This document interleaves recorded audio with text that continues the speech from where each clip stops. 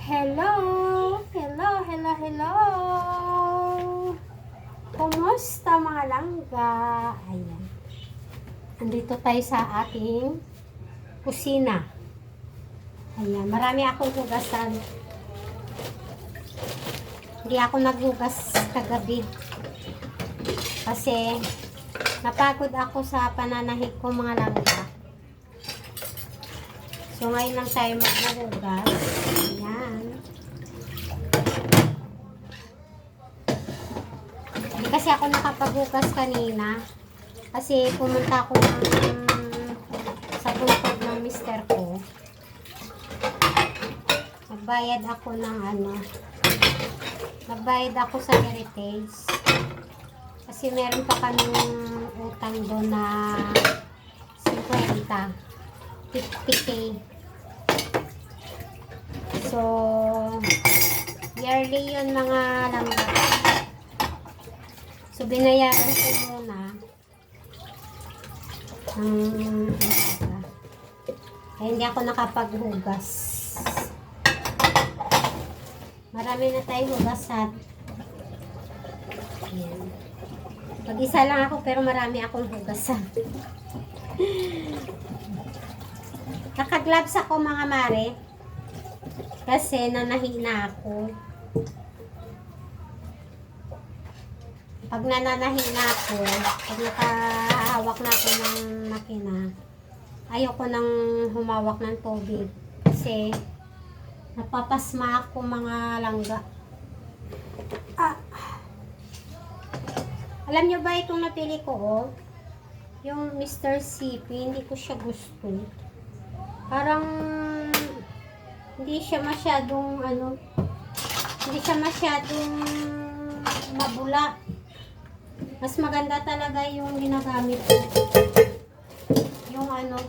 Yung Joy, maganda talaga siya.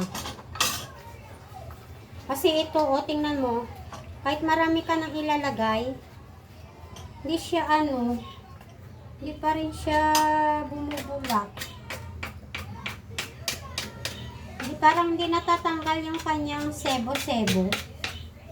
Ayan.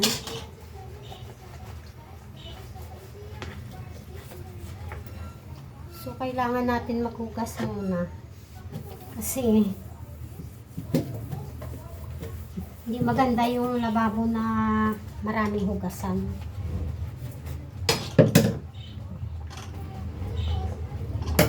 Naka-gloves ako kasi ayaw kong mapasma. Kasi mahirap magkasakit ng langga.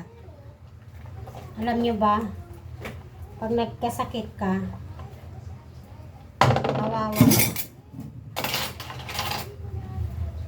Kasi wala ka ng asawa na mag-aalaga. Kasi yung mga anak mo, syempre may kanya-kanya ng buhay. Ganyan ang buhay natin. Ganyan yung buhay ng bida. Darating yung araw na magsasak ka.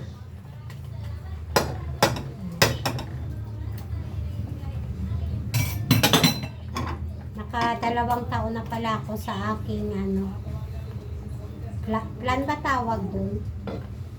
Pag ikaw nawala, bayad na yung service nila.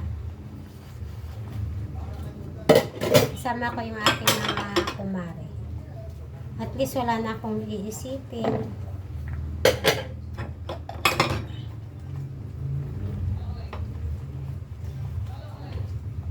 Kumusta kayo mga mare? Nakiisa na ulit ako rito. Wala tayong kasama. Hugasan ko lang to kasi marami na siya eh. So,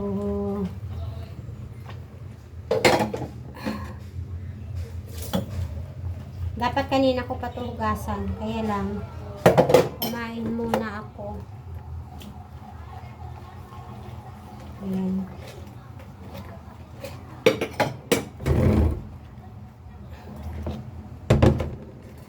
Ganyan lang ating buhay natin. Kanina umakit ako sa taas. Tinignan ko yung aking mga halaman doon.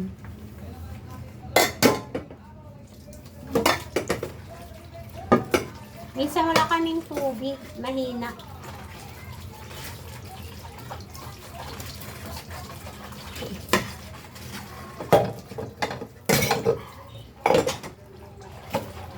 Maaga akong nagigising mga mare.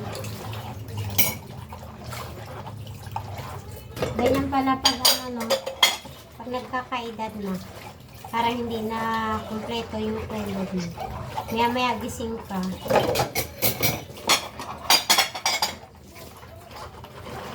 Parang amoy ano. Alam niyo ba natatakot akong ano? Pag naaamoy ko yung parang kuryente, tatakot ako.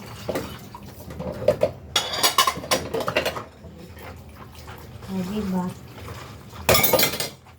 Wala.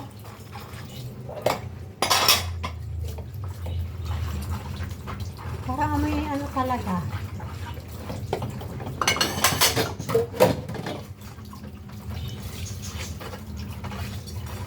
Parang amoy ano, parang ano. Hanapin muna natin mga masal. Ay, tapusin ko lang ito pala. Natatakot ako pag nakakaamoy ako ng ano. Yung parang nasusunog na kuryente.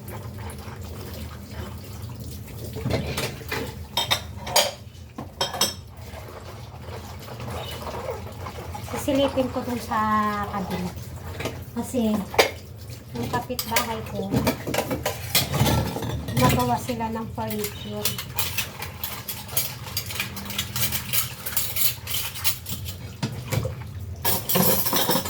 Kaya minsan amoy ano, tapos amoy pintura. Pero titingnan ko kung magawa siya. Kasi amoy ano talaga, amoy sunog na kuryente. Hirap na. Tingnan natin muna mga Marsa. Ito sa kabila.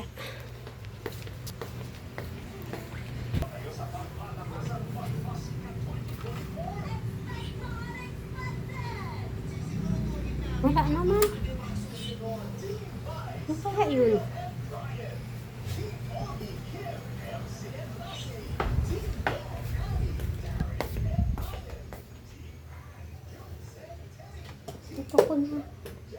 Dito ko naaamoy sa kusina.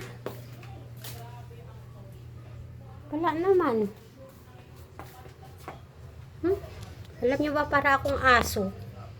Pag ganyan na ano, na may naaamoy ako.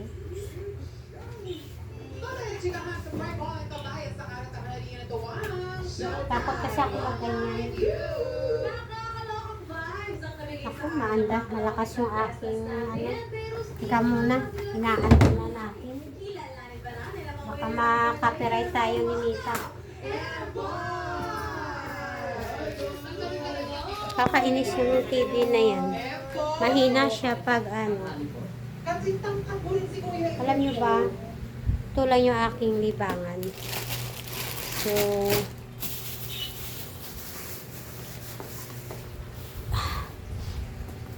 ito lang yung aking kasama. Hola, hello. Hello, hello. Hello. Alam nyo ba na pag nananahi ako, kahit gabing-gabi na pag nandun pa ako sa aking tahian, andun din yan.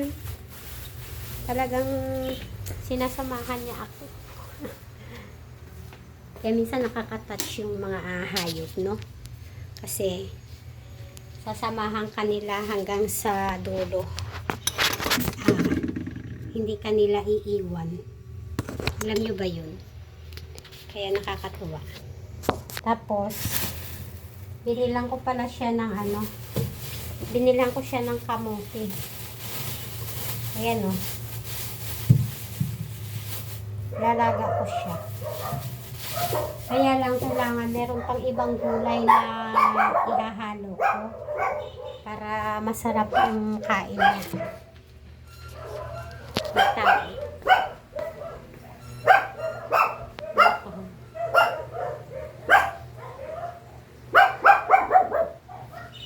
Sisilip ako.